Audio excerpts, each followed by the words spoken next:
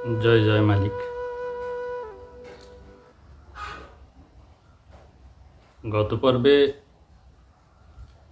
যৌবনকালের আলোচনা করেছি।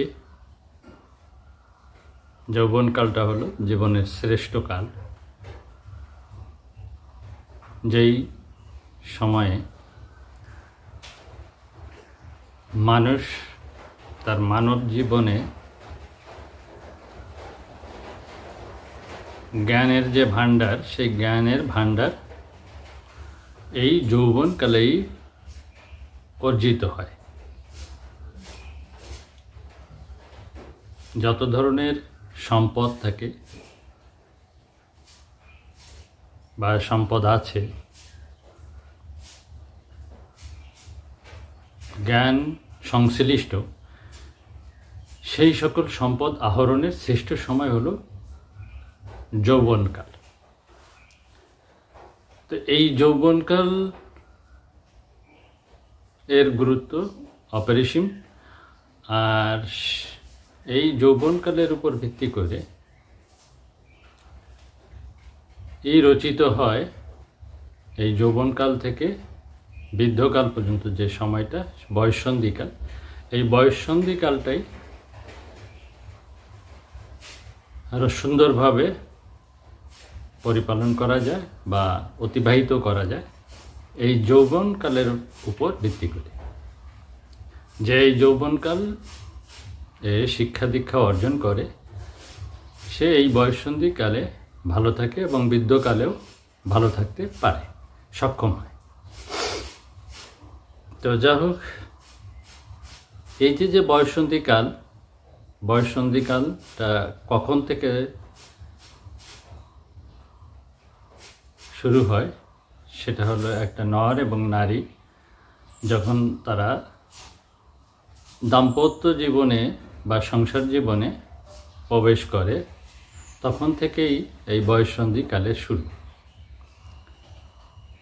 তো এই দাম্পত্য জীবনে এসে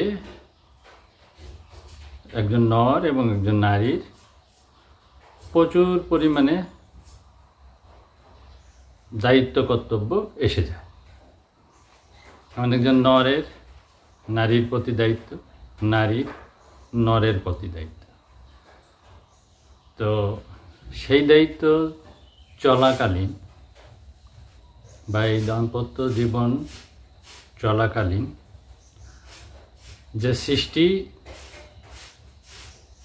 তারা আনয়ন করেন, সৃষ্টি পৃথিবীতে আসার সাথে সাথে আবার উভয়েরই নতুন দায়িত্ব শুরু হয়েছে। উভয়ের প্রতি দায়িত্ব ছিল, এখন যারা নতুন পৃথিবীতে ওনাদের মাধ্যমে আনয়ন ঘটল যাদের, তাদের প্রতি ওনাদের দায়িত্বের শেষ নেই। তাদেরও দায়িত্ব এনাদেরই পালন করতে হবে। তো সেই দায়িত্ব পাশাপাশি আরও দায়িত্ব আছে, সেটা হলো পরিবারের পিতা মাতা, ভাই বোন, আত্মীয় স্বজন, বন্ধু বান্ধব, এদের প্রতিও দায়িত্ব বেড়ে যায়, যেটা যৌবন এবং কৈশোরকালে পালন করতে হয় না, বা পালন না করলেও কেউ কারো উপর দোষারোপ করে না। কিন্তু এই বয়ঃসন্ধিকাল বা সংসার জীবন শুরু করার সাথে সাথে এই দায়িত্বগুলো অক্ষরে অক্ষরে পালন করা লাগে, না হলেই মানুষ আঙ্গুল তুলতে শুরু করে। এরপরে আসে সমাজের প্রতি দায়িত্ব, তারপরে আসে রাষ্ট্রের প্রতি দায়িত্ব। তো এই যে সময়টা, এই সময়টাকে এই কারণে ঐশী শ্লোকে বলা হয়েছে যে এটা হাল চাষের সময়, ঘাড়ে জোয়ালের দাগ বসার সময় বা সেচ কার্যের সময়। তো এই ঘানি টানা অধ্যায়টি খুবই মারাত্মক। প্রতিটা নরনারীর জীবনে এই পর্বটা ভীষণ মারাত্মক। এখানে শিক্ষা দীক্ষা না থাকলে অনেক জটিল সমস্যার সম্মুখীন হতে হয়। সেটা নিজেদের ওই নরনারীর স্বাস্থ্যগত, দ্বিতীয়ত সন্তান সন্ততির স্বাস্থ্যগত, পরিবারে আরও যারা সদস্য আছেন তেনাদের স্বাস্থ্যগত, তারপরে পরিশ্রম করে অর্জিত যে আয়, সে আয়ের সুষম বন্টন এর বিষয়ে শিক্ষা দীক্ষা না থাকলে ভবিষ্যতের যে সঞ্চয়, এই সঞ্চয়গুলো ব্যাহত হয়। তো এই সময়টা এতই ব্যস্ত সময় থাকে যে এই যে সংসারের সকলের প্রতি দায়িত্ব পালন করতে, তাদের আহার, তাদের কাপড় চোপড়, পড়ালেখা,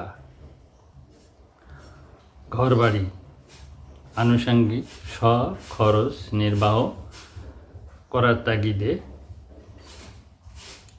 প্রচণ্ড পরিমাণে পারিশ্রমিক বা পরিশ্রম দিতে হয়, শ্রমও দিতে হয়। আর শ্রম দেওয়ার ফলে অন্য কার্যে মনোনিবেশ করার সুযোগ খুবই কম থাকে। তো আমাদের সমাজে লক্ষ্য করা যায়, মানুষ এই সময়ে যখন বিভিন্ন সমস্যায় পতিত হয়, আর এই সমস্যায় পতিত হওয়ার পর হতে তারা সঠিক পথের সন্ধান নিতে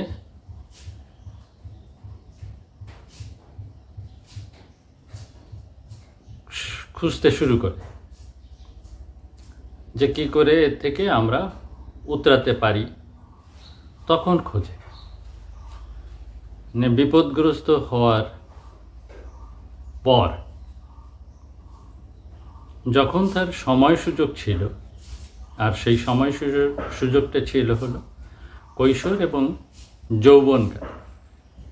তো সেই সময়টাকে সে নষ্ট করে যখন এই বয়ঃসন্ধিকালে প্রবেশ করেছে, তখন আর সেই সুযোগ নেই এদিকে সংসার চালাবে নাকি ওদিকে শিক্ষা দীক্ষা নেবে। এই টাইমে, এই সময়টাতে সে গতানুগতিক একটা কোনোরকম কাজ হয়ে পড়ে থাকার মতো একটা ব্যবস্থায় যায়, আর উপরের দিকে তাকিয়ে থাকে কখন সেখান থেকে সে সহায়তা পাবে। তো এইভাবে চলতে চলতে আমাদের এই শিক্ষা দীক্ষার অভাবের ফলে আমাদের এই বয়ঃসন্ধিকাল জীবন বা দাম্পত্য জীবনের কি কি সমস্যা ঘটে যায় আমাদের অলক্ষ্যই, সেটা একটু বলছি। সন্তান সন্ততির থেকে যা আমাদের আশা থাকে, সেই আশানুরূপ ফল আসে না। পরিশ্রম অনুযায়ী সাফল্য আসে না। আর শিক্ষা দীক্ষা না থাকাতে উভয় নরনারীরই স্বাস্থ্যের অবনতি ঘটে, বিভিন্ন রোগ শোকে ব্যাধি তে সে পর্যবসিত হয়, এবং যারা